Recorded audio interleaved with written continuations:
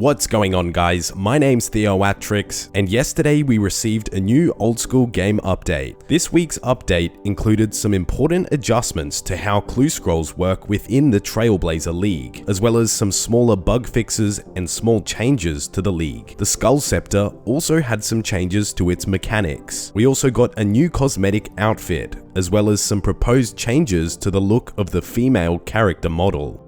For the next 24 hours after this video's release, you can save 15% on any mousepad off my merch store with the coupon code CHANGES. I completely sold out of the Wilderness design last week, but there's still 3 other ones available: the Vorkarth design, Firecape design, and the Farming design. Let's get into today's update.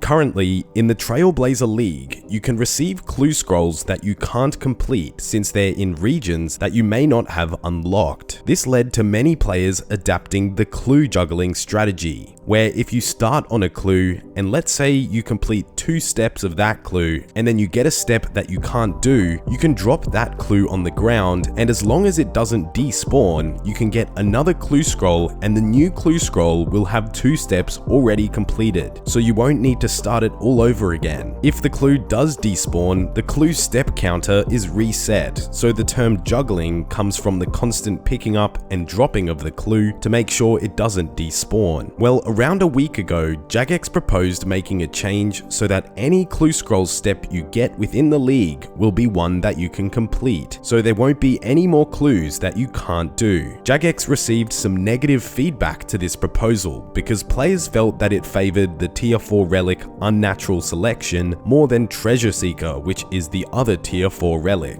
The Treasure Seeker relic provides a huge range of benefits surrounding clue scrolls, and it allows you to get stacks of clue scroll boxes, which made juggling clues very quick and easy to do.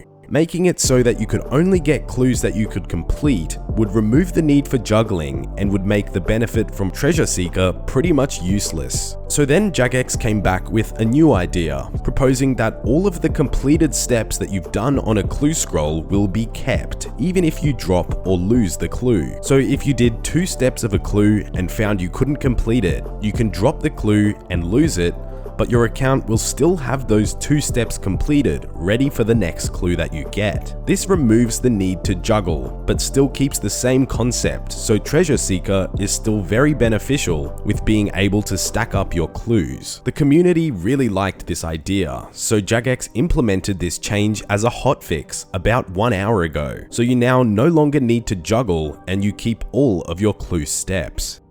Along with that clue scroll change, there was a few other small updates to the league. Jagex added a new filter to the task interface, allowing you to filter by unlocked, which only shows the tasks within the regions that you've chosen. Previously, you'd have to hop through each region to find the tasks. They also renamed the multiple filter to global, since multiple would suggest that you need to complete the task in a number of areas, whereas they're actually tasks that can be completed in any region. There was also a glitch that's been fixed with the Falador Shield's mole locator, where it would only track the first giant mole in the cave when you enter, and then after that, it wouldn't track the newly spawned ones. Jagex also fixed some problems with the restore X amount of prayer points task, where previously the task wouldn't work at some of the more unique altars and only worked at standard ones.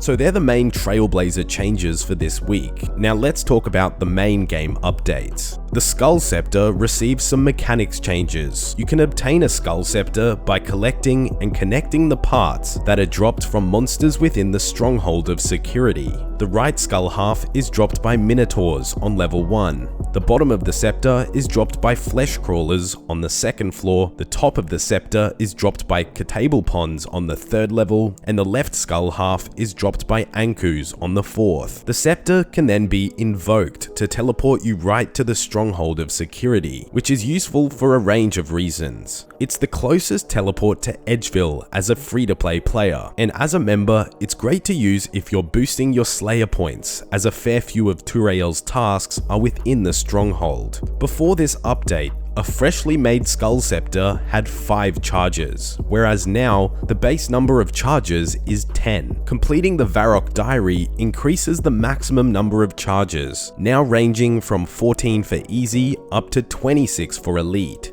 Previously, the maximum number of charges was halved for all of the diaries. You can now also have multiple Skull Scepters at once, whereas before you could only have one at a time. Owning multiple scepters works like rings of recoil. They all have the same charge, no matter which one you use, and as soon as one of them breaks and runs out of charge, any remaining ones you have will be full. You can also imbue your Skull Sceptre, and to do that, you take it to Soul's Ton, who is by the Cradle of Life on the bottom floor of the Stronghold. As long as you have 2-factor authentication enabled, and you have either the fancy or fighting boots, he imbues the scepter. An imbued scepter can't break, and once you imbue one scepter, all of the following scepters that you obtain will automatically be imbued. Well, after this week's game update, you can now use a chisel on any piece of the scepter to receive bone fragments. Then you can use those fragments on the scepter to give it teleport charges. That way, you can just camp the Minotaurs on level 1 to get a lot of charges really quickly. We also received a new cosmetic outfit with this update, the Beekeeper outfit, and this is obtained by completing the Beekeeper random event. You get a piece every time you complete the random, and this is an event that is usually avoided, but now I'm sure a lot of players will do it for this outfit. Jagex also added a few new right-click options with the update. You can now right-click on any estate agent to get the option to either relocate or redecorate your house. Also, gnome gliders now have the option to travel to the previous destination that you went to.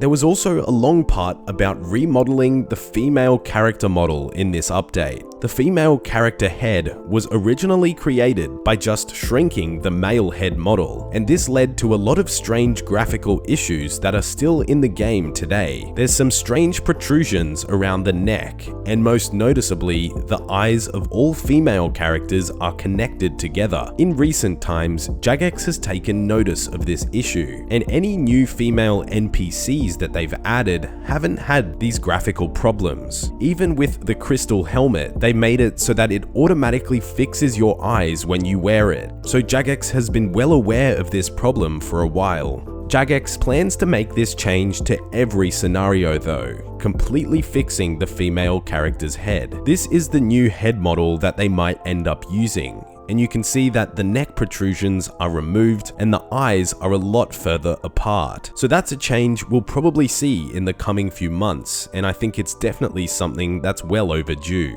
So that wraps up today's game update. A reminder to use the coupon code CHANGES within the next 24 hours to get 15% off any mousepad. The link to my merch store is down in the description. If you enjoy these kinds of update videos, be sure to leave a like, and if you're new around here, subscribe to my channel for more old school RuneScape content. Thanks for watching, and have a nice day.